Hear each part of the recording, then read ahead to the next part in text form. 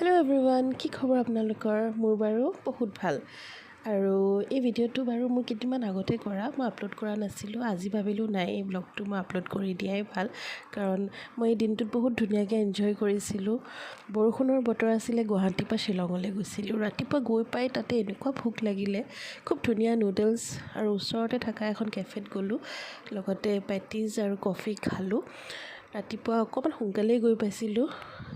খাই বৈ লোৱাৰ পিছত অলপ ইফালে ফুৰিলোঁ, যি নেকি বৰষুণৰ বতৰ আৰু চিমচিমকৈ বৰষুণ দিয়ে আছিলে। আমি গৈছিলোঁ অলপ কামৰ ক্ষেত্ৰত, সেইটো কাৰণে কামখিনি বাৰু খুব সোনকালে আমাৰ হৈ উঠিলে। তাৰপিছত দিনটো জাৰ্ণিতে গ'ল বাৰু। তাৰ অলপ পিছতে আমি লাঞ্চ টাইম হৈয়ে গ'ল।